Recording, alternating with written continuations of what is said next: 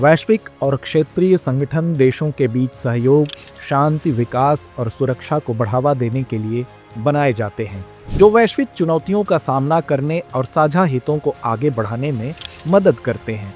लेकिन भू राजनीति में परिवर्तन एक निरंतर चलने वाली प्रक्रिया है, जहां हर नया मोड़ पुराने गठबंधनों और समीकरणों को चुनौती देता है। जैसे सूरज की किरणों से रात का अंधकार छंटता है, वैसे ही नए वैश्विक संकेत पुराने दृष्टिकोण को परिवर्तित कर देते हैं, क्योंकि अब दुनिया के भू राजनीतिक परिदृश्य में बदलाव समय की आवश्यकता बन चुका है और इन परिवर्तनों का सीधा असर देशों की विदेश नीति, क्षेत्रीय सहयोग और वैश्विक संबंधों पर पड़ता है। विशेष रूप से दक्षिण एशिया और दक्षिण पूर्व एशिया में अब तक महत्वपूर्ण बदलाव हो चुके हैं, जहां कई देशों ने अपनी रणनीतिक प्राथमिकताओं को नए सिरे से परिभाषित किया है।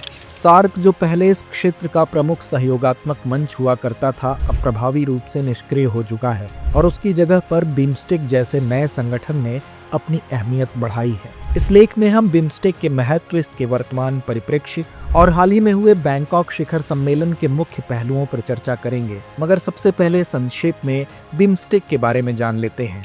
बिम्स्टेक यानी बंगाल की खाड़ी बहुक्षेत्रीय तकनीकी और आर्थिक सहयोग पहल की स्थापना 1997 में हुई थी और यह 7 सदस्य देशों बांग्लादेश, भूटान, भारत, म्यांमार, नेपाल, श्रीलंका और थाईलैंड का समूह है। इसका उद्देश्य बंगाल की खाड़ी क्षेत्र के देशों के बीच भू राजनीति और आर्थिक सहयोग बढ़ाना है। यह संगठन सार्क से अलग एक नया दृष्टिकोण अपनाता है, जहां अधिक ध्यान व्यापार, निवेश, जलवायु परिवर्तन और आपदा प्रबंधन जैसे मुद्दों पर केंद्रित किया जाता है। बिम्स्टेक का महत्व इसके सदस्य देशों की संयुक्त जनसंख्या 1.73 बिलियन और कुल जीडीपी $5.225 ट्रिलियन होने के कारण बढ़ चुका है। यह आंकड़े इसे वैश्विक अर्थव्यवस्था में एक महत्वपूर्ण खिलाड़ी बनाते हैं। इसके अलावा बिम्स्टेक समुद्री परिवहन, ऊर्जा और विज्ञान एवं प्रौद्योगिकी जैसे क्षेत्रों में भी सहयोग बढ़ाने के लिए कार्य कर रहा है। वहीं सार्क का गठन 1985 में हुआ था और इसका उद्देश्य दक्षिण एशिया में आर्थिक, सांस्कृतिक और राजनीतिक सहयोग को बढ़ावा देना था। हालांकि सार्क के गठन के समय इसके उद्देश्यों को लेकर बहुत उम्मीदें थीं, लेकिन यह संगठन समय के साथ निराशाजनक रूप से निष्क्रिय हो गया। पाकिस्तान के साथ द्विपक्षीय विवादों और क्षेत्रीय तनावों ने इस संगठन की कार्यप्रणाली को गंभीर रूप से प्रभावित किया। सार्क में पाकिस्तान और भारत के बीच तनावपूर्ण संबंधों के कारण संगठन के निर्णयों में भी अवरोध आया, जिससे यह संस्थान अपने उद्देश्यों को प्रभावी ढंग से लागू नहीं कर सका। इसलिए अब भारत ने बिम्स्टेक को अपनी विदेश नीति का एक अहम हिस्सा माना है। सार्क में पाकिस्तान के साथ तनाव के कारण भारत के लिए यह मंच कमजोर हो गया था, जबकि बिम्स्टेक में पाकिस्तान शामिल नहीं है, जिससे भारत को इसे एक स्थिर और सक्रिय मंच के रूप में देखना आसान हो जाता है। इसके अलावा बिम्स्टेक के सदस्य देशों के साथ भारत का रिश्ता विकास, व्यापार और सहयोग पर आधारित है, जो भारतीय विदेश नीति के लिए एक सकारात्मक दिशा है। वहीं बिम्स्टेक के 6वें शिखर सम्मेलन ने यह स्पष्ट किया कि संगठन अब एक प्रभावी क्षेत्रीय मंच के रूप में उभर सकता है। बैंकॉक में आयोजित बिम्स्टेक के 6वें शिखर सम्मेलन का मुख्य विषय था बिम्स्टेक समृद्ध, मजबूत और खुला। इस सम्मेलन में भारत के प्रधानमंत्री नरेंद्र मोदी ने भाग लिया और बिम्स्टेक को एक महत्वपूर्ण क्षेत्रीय मंच के रूप में देखा। उन्होंने इस सम्मेलन के दौरान कई पहल की घोषणा की, जिनमें आपदा प्रबंधन, पारंपरिक चिकित्सा, कृषि में अनुसंधान और स्थायी समुद्री परिवहन पर बिम्स्टेक सेंटर ऑफ एक्सीलेंस की स्थापना शामिल है। बिम्स्टेक का उद्देश्य न केवल व्यापार और आर्थिक विकास को बढ़ावा देना है, बल्कि यह क्षेत्रीय सुरक्षा और सहयोग के नए आयाम भी स्थापित कर रहा है। भारत, जो पहले सार्क में महत्वपूर्ण भूमिका निभाता था, अब बिम्स्टेक में अपनी स्थिति को और मजबूत करने की कोशिश कर रहा है।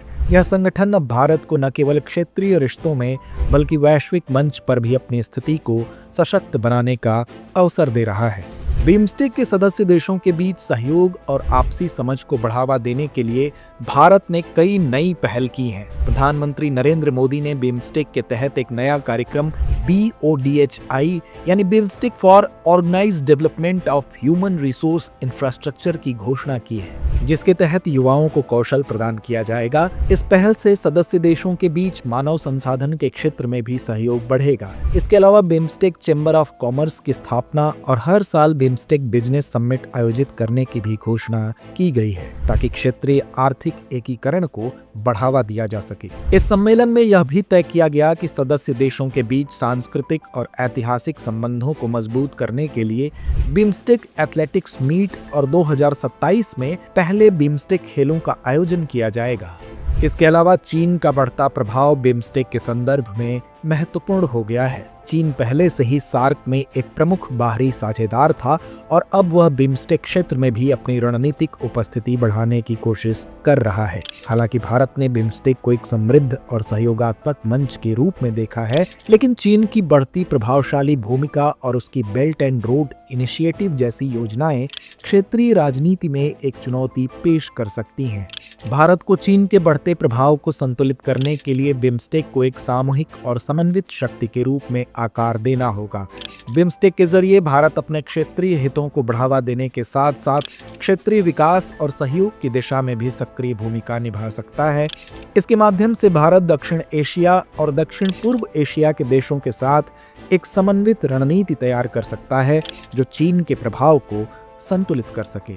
बिम्स्टेक का भविष्य उज्जवल दिखता है, लेकिन इसके लिए कुछ चुनौतियां भी हैं। सबसे पहले इसके सदस्य देशों के बीच व्यापार और निवेश को बढ़ावा देने के लिए एक मजबूत क्षेत्रीय संपर्क और परिवहन अवसंरचना की आवश्यकता है। इसके अलावा सदस्य देशों के बीच सांस्कृतिक और लोगों के बीच संपर्क को बढ़ावा देने के लिए पहल की जानी चाहिए। बिम्स्टेक को एक साझा आपदा प्रबंधन तंत्र, जलवायु परिवर्तन के लिए सहयोग और समुद्री सुरक्षा के लिए ठोस कदम उठाने की जरूरत है। अगर इन क्षेत्रों में सही दिशा में प्रयास किए जाते हैं तो बिम्स्टेक न केवल दक्षिण एशिया और दक्षिण पूर्व एशिया के लिए एक महत्वपूर्ण संगठन बन सकता है, बल्कि वैश्विक राजनीति और अर्थव्यवस्था में भी इसका प्रभाव बढ़ सकता है। तो व्यूअर्स, चर्चा को यहीं विराम देते हैं और नोट करते हैं आज का सवाल। बिम्स्टेक के बढ़ते महत्व को ध्यान में रखते हुए भारत इसके भीतर आर्थिक और रणनीतिक सहयोग को कैसे बढ़ा सकता है, चर्चा करें।